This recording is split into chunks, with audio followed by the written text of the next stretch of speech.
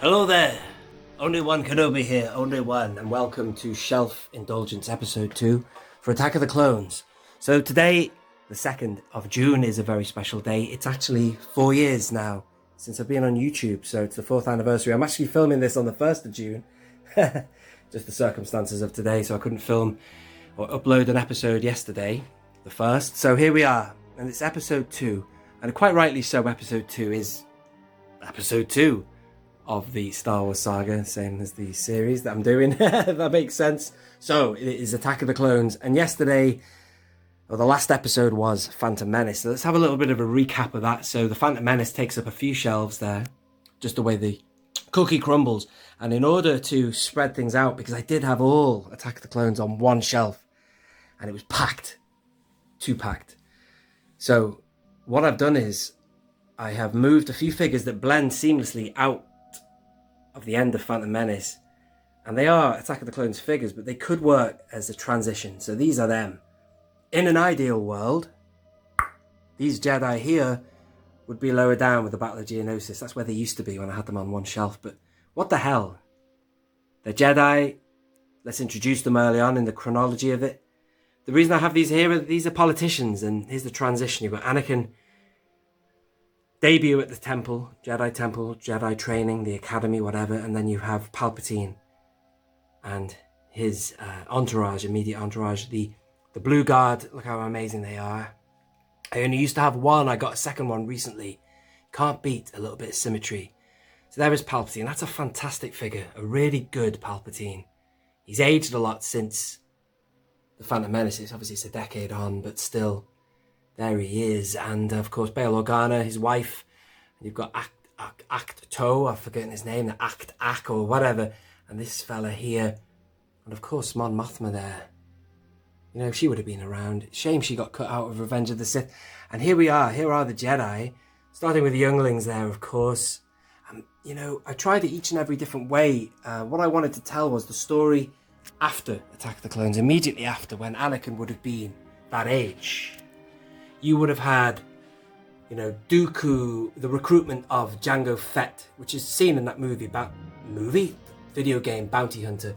Try to keep the chronology right of the jetpack as well. That's Jango's first jetpack before the encounter on Kamino with Obi-Wan Kenobi. That's it there. I just wanted to just sort of... And here's the other thing, right? I've got so many figures of Jango Fett. I love him so much that it's very hard to spread them, so... Here's a younger Fett, shall we say. A Fett around the time of the recruitment of Dooku. I was recruited by a man called Tyrannus on one of the moons of Bogdan. Curious. This figure you're looking at here is an amazing figure. Where it loses in articulation, it gains in how good it looks, basically. It's the sneak preview Fett. Sorry about the backdrop there. There's a plugs there for when I'm doing streams on Donkey Kong there. Power source. But anyway.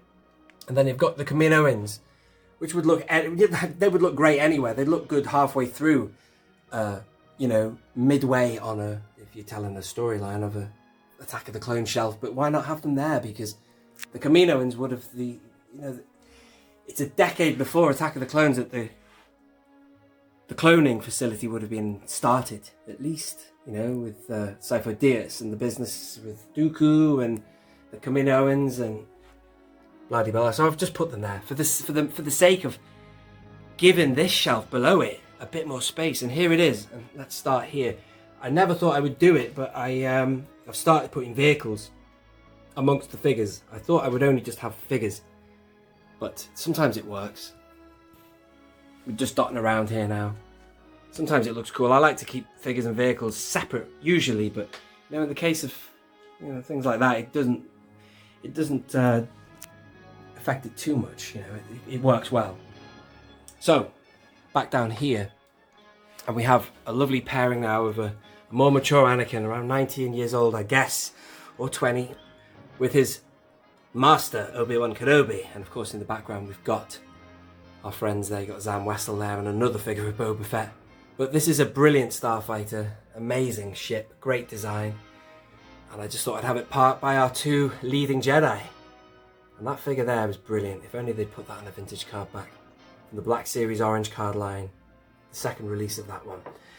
And of course you have Padme And this is a new figure for me, this one of Anakin there. Great figure. Updated, that's the updated one. Just to sort of, you know, commemorate the love, the blossomed, I'm sorry, in that movie. It's a bit random. In the back there you've got another Jango.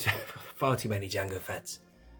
And then of course you've got this fella here. I could do with getting another one of him. Obi-Wan! Take a seat, I'll be right with you. If only you could appreciate the difference between knowledge and wisdom. Great character. Tim loves, what's he called? Dexter Jetster. You know, Tim from Bosk's Bounty. It's his favourite character, funnily enough. And the problem is I got it in a job lot. He came with no accessories. So I was thinking about getting another one and using him to customise our man. ARC Trooper 5555. Stand down, Trooper. What was his name again? Ponkrell? I don't know why I've got Jango Fett stood with him, but still, I just, you know, that's the way the cookie crumbles. And here we are now, moving hastily on into... It's changed so much, my Attack of the Clones shelf. I really could do with having it on 2 shelves if only I had more space, but still, this is just... Oh God, it's all falling apart, ladies and gentlemen. Uh-oh, SpaghettiOs. You can see I have Han Solo on an eraser to make him float.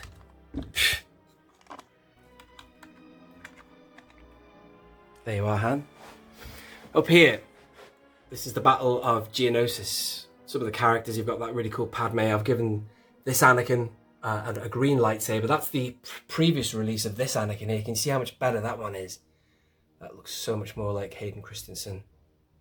Back we go to this one, just to sort of have those two back to back.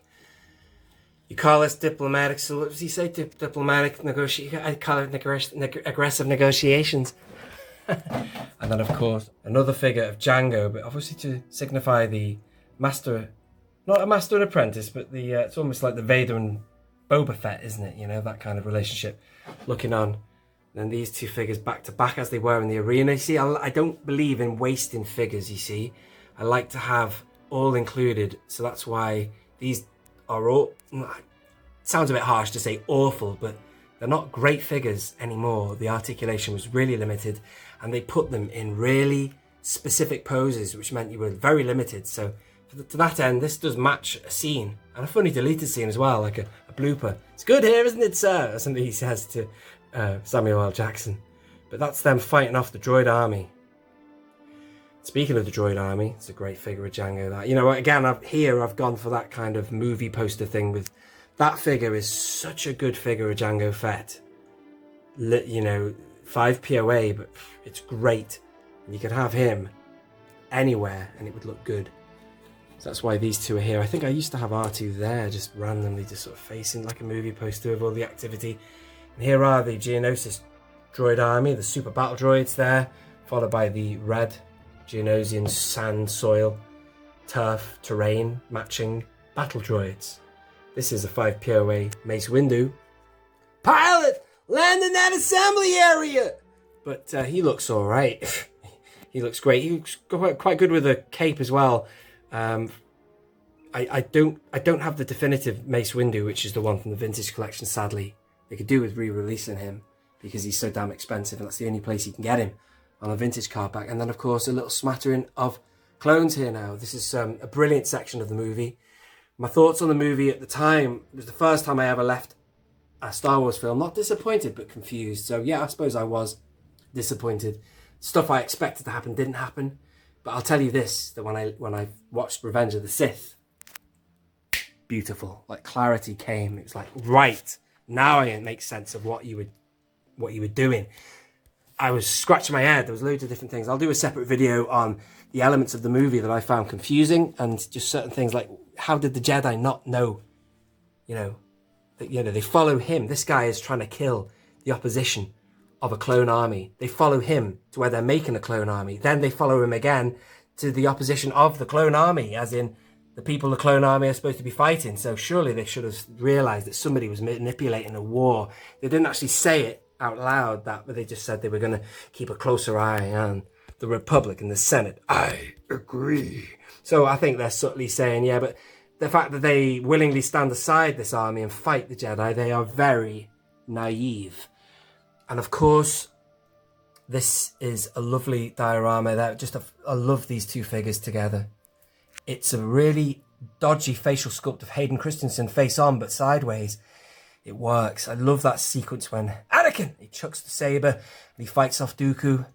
And as I've told you before, this figure is strictly called Darth Tyranus. It's from 2002 and it's magnetic. So I've got it so it looks like he's sort of like mid-twizzle. He's actually,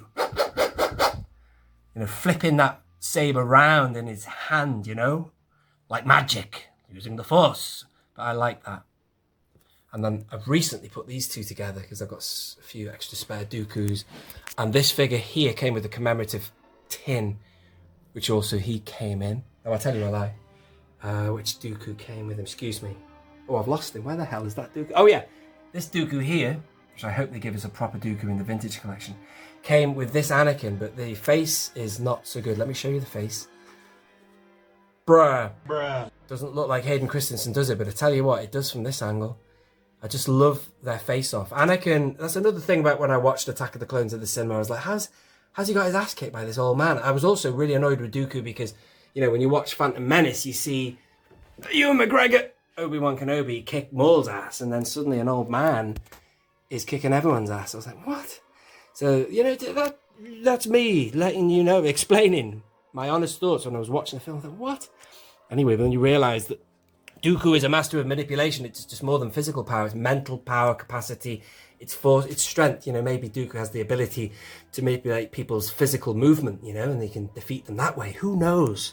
But ladies and gentlemen, that is it for Attack of the Clones. The next thing that happens on my shelves is the Clone Wars. And so, given that Attack of the Clones is the start of the Clone Wars, Revenge of the Sith is the end, in the middle you have the Clone Wars. I'm not going to make this the third episode of Shelf Indulgence. I'm going to come back to the Clone Wars. Given the fact that episode 2 of Shelf Indulgence is episode 2, Attack of the Clones. Episode 1 was Phantom Menace. I want episode 3 of Shelf Indulgence to be Revenge of the Sith, which goes onto 2 different shelves there. So I look forward to bringing you that next episode, if that's okay, and we'll come back to the Clone Wars. But for now, just to give you an overview, you've got Genndy Tartakovsky going through the Filoni era, back to Tartakovsky / Revenge of the Sith antics. You've got Grievous and the kidnapping of Chancellor Palpatine there. Awesome stuff. Thank you so much for watching. Brilliant comments and feedback from the last video. I hope that's been okay. I've had to film this really, really close to the end of the day, just as there's enough sunlight.